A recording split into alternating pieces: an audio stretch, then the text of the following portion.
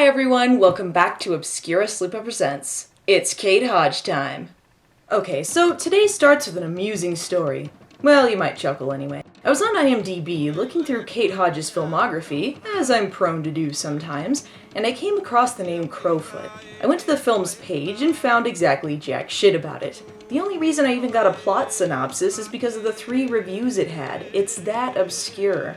But holy shit did it sound awesome. A detective named Crowfoot has powers and falls in love with a ghost, leading to him trying to solve her murder. That's like the cheese I live off of. Also, after doing a little bit of digging, according to the reviews and an excerpt in Cyborg, Santa Claus, and Satan, this was a failed pilot. I cannot tell you how disappointed I am that this wasn't picked up as a series. It's got so many funny moments in it, it could have been one of the cheesy greats. Hell, it couldn't have been worse than Baywatch Nights. So, of course, I had to get it. I strolled on over to Amazon.com, my credit card at the ready, and found nothing. Nothing at all. I couldn't even find a trailer on YouTube. I had to do some deep digging, and when I finally did come across a copy of the movie, it was a German DVD. But I am nothing if not sad, creepy, and determined. I was gonna get that movie. Lo and behold, I found a PAL VHS on the UK eBay. Now, for those of you who don't know about video formatting, you need a PAL VHS player to play tapes from the UK, because they hate us apparently, and probably like other useless things like daylight savings time. I, of course, do not own a PAL VHS player, had no way of converting the movie, and was now the owner of a $30 brick. But the light was still at the end of the tunnel, because I do, in fact, know some British people. Months later, I'm at MagFest, all the way across the country, and I've brought Crowfoot with me, only to hand it off to FilmBrain, who takes it back to Swindon and converts it for me. Cut to late March when we're both in Chicago, and I get the VHS back and a DVD copy. This is again taken all the way across the country, where it now resides on my shelf. This is a well-traveled VHS, my friends. So, I guess the question now is, was the movie worth it? Hell yeah, the movie was worth it! This movie should get some sort of award for half-baked ideas and personifying the 90s. I'm probably a little bit crazy, but I'm glad I did get to finally watch this movie. I hope it gets a US DVD release eventually, because it deserves to be seen. But I'm just overhyping it now, I think. It's been a long journey, but here it is, folks. This is Crowfoot. The movie begins as all romances do, with murder. I guess we aren't supposed to know she's dead yet, but it's in the tagline, dudes. I'm sure if there were promo spots for this, that was the big selling point. Anyway, this is when we're introduced to Nick Crowfoot, a half-Native American detective who is living in Hawaii. He's wearing his favorite outfit, which is shirtless. I don't know, that big, stupid light dinghy he's wearing might be a real thing, but I think people would be too embarrassed to wear it. Look at him, hunting fish with spears at night, being all one with nature and shit. That's pure Hollywood horsehooey at its finest. And I don't know much about Jim Davidson, but I'm willing to bet he's about as Native American as my foot. He does have a sweet fan page, though. He's not very popular yet, but that angel fireside is gonna help him. Nick is just minding his own business and, I don't know, painting with the colors of the wind or something, when the sky opens up and a half-naked Kate Hodge washes ashore, speaking in German. A typical Saturday night. Luckily, Nick knows how to speak German, because all Native Americans living in Hawaii do. Why are you speaking German? You spoke German to me. Oh, I do that. When I'm frightened, I was raised Amish. You got me there, movie. Nick talks to Kate Hodge for a bit and finds out her name is Rachel, and she remembers that, the fact that she was raised Amish and speaks German, and not a lot else. I don't think you know what you need. I need you.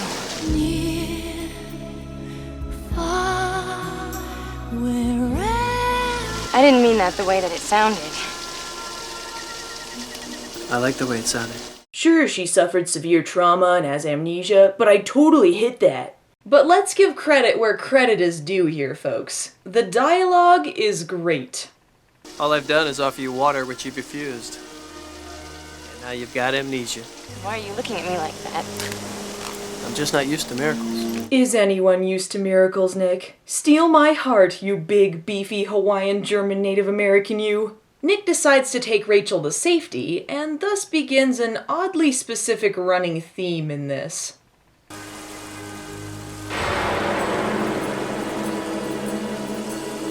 Rachel! Rachel! It doesn't seem like anything now, but you'll see. Nick channels his inner runs with bullshit and hears a laughing reverse footage waterfall.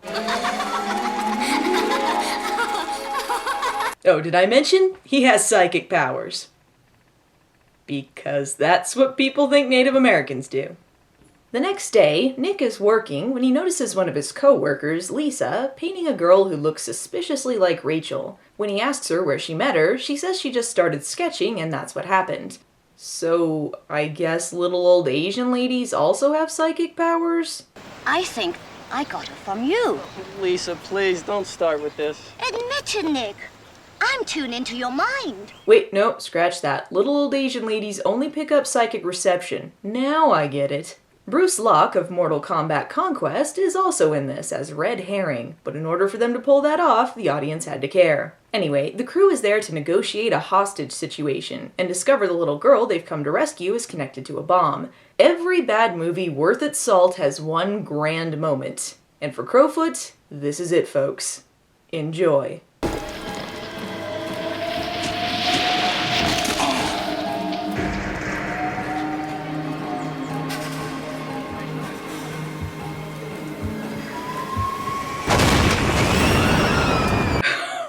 Oh, holy ectoplasm.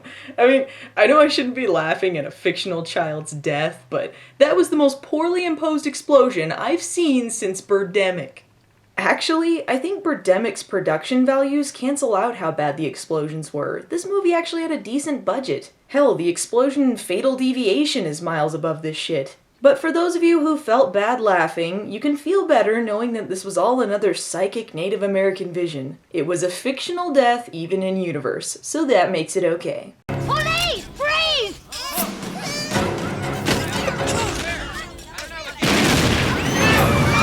But that guy really died though. Are you okay? Yeah, but Kelly's all wet. There's corpse pieces everywhere! Back at headquarters, Nick is getting shirtless again while Lisa tries to get him to fess up that he had a vision. How else could you know Jimmy and the little girl would die?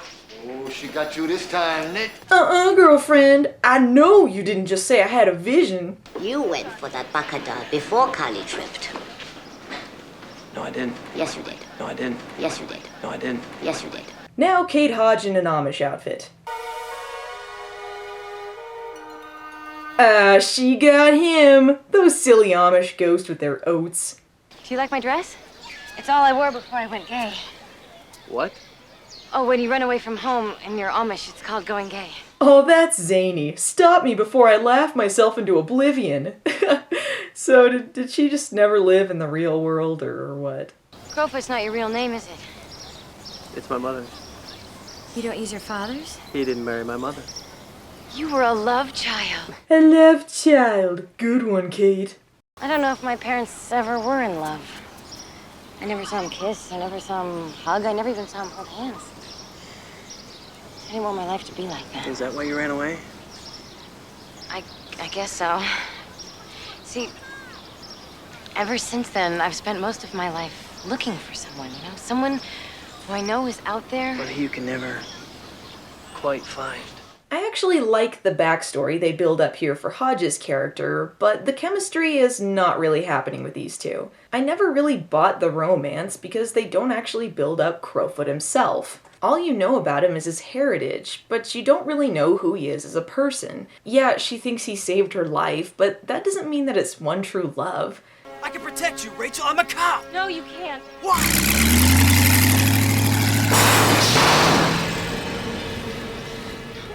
No!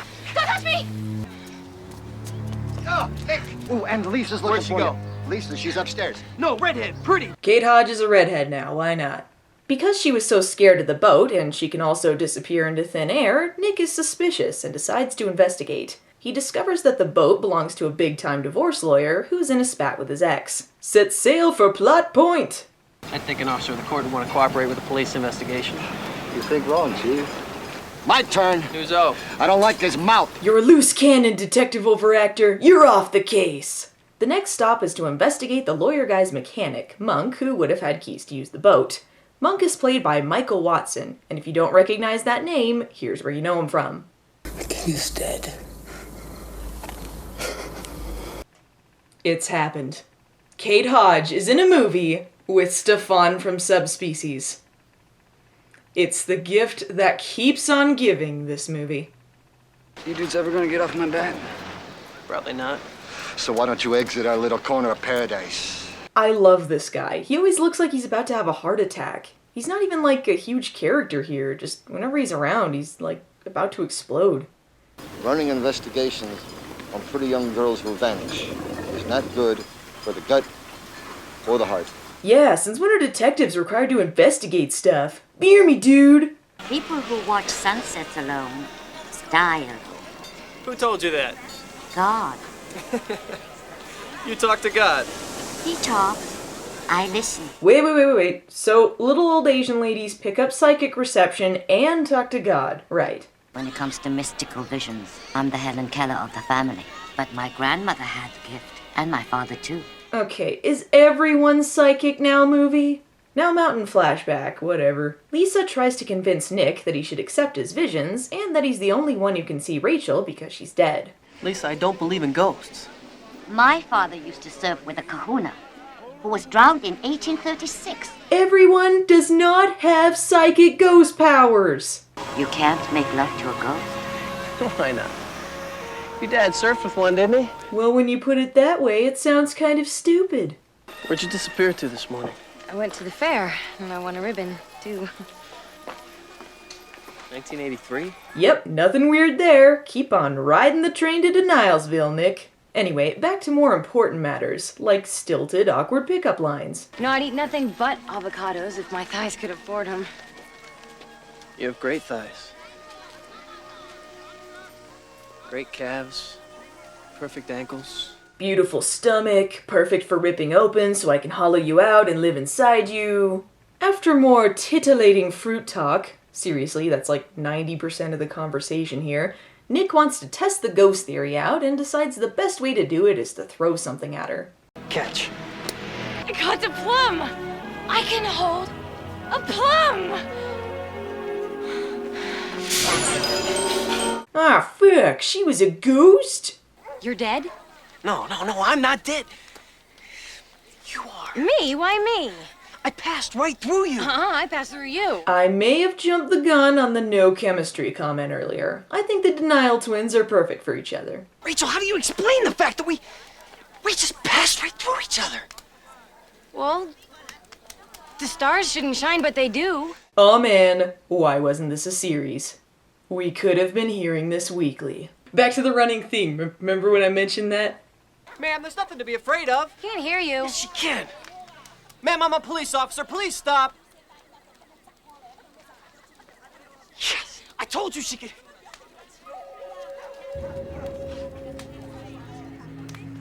Rachel!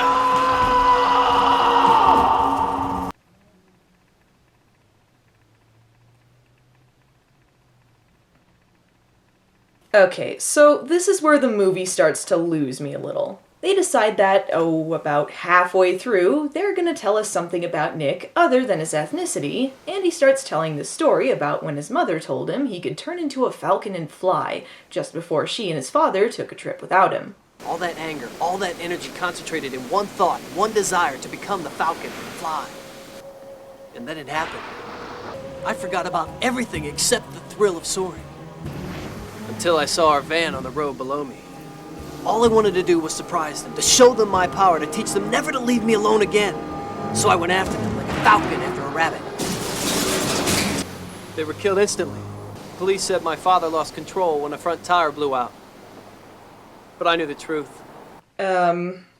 So are they saying that he killed his parents by turning into a falcon and scaring them into a car wreck?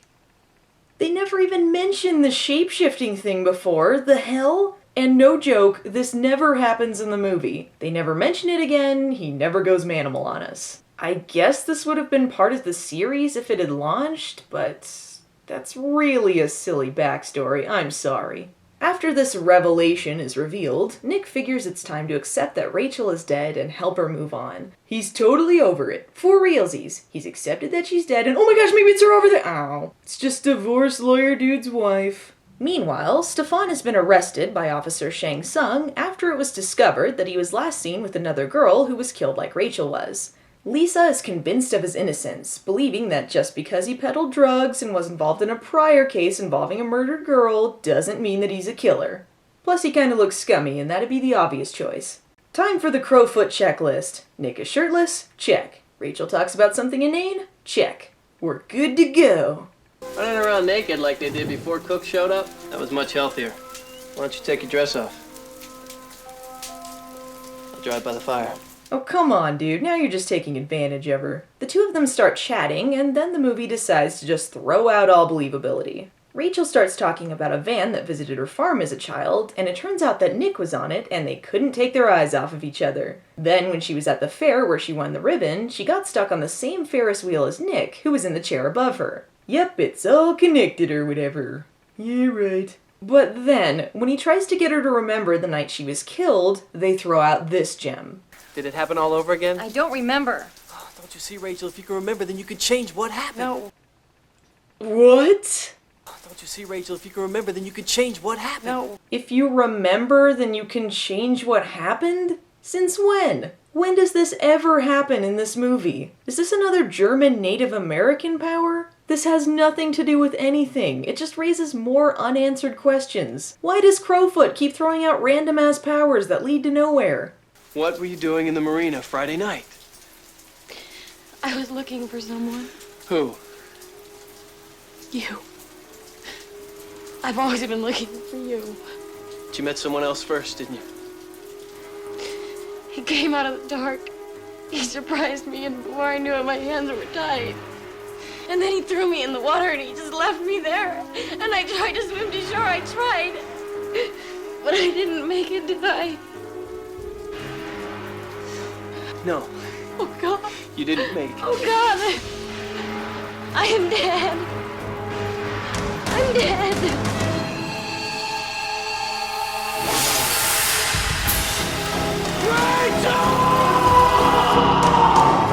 Okay, kinda ruined it at the end there.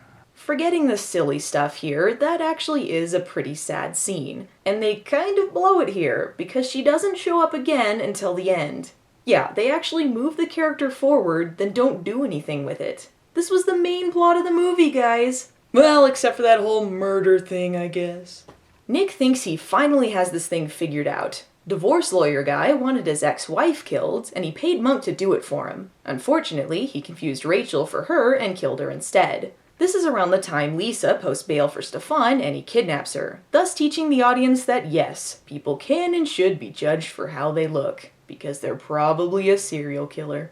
Divorce guy is arrested, and Nick chases after Stefan, who is taking Lisa out on the exact same boat he used to murder the other women.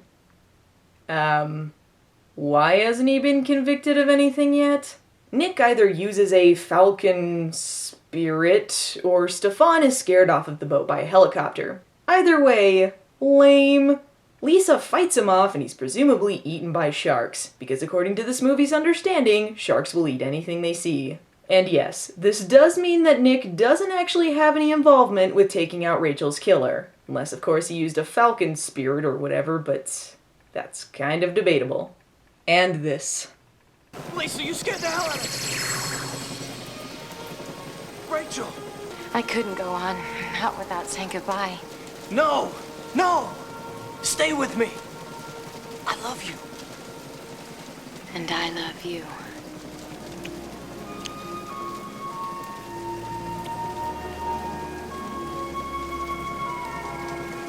Goodbye, Nick.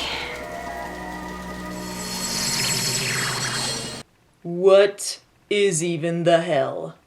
What was that? She can do that now? And they had to ADR in the goodbye? Wow.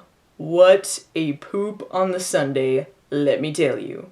So I go back to the reef, time after time, to the shadow of that mysterious island, to fish the reef with the hope that some night Somehow, Rachel will find her way back to me.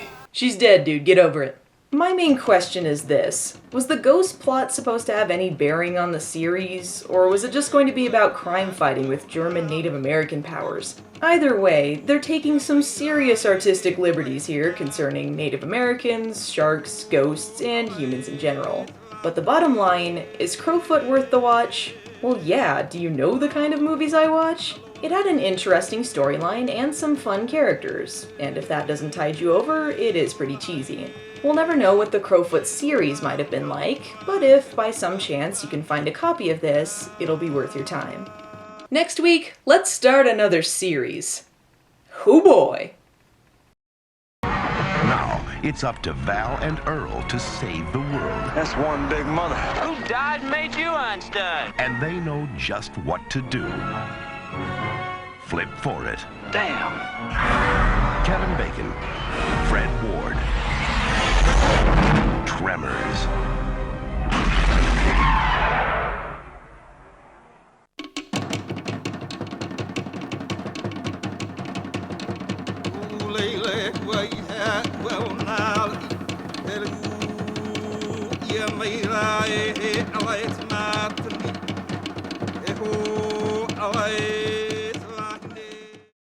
Rachel!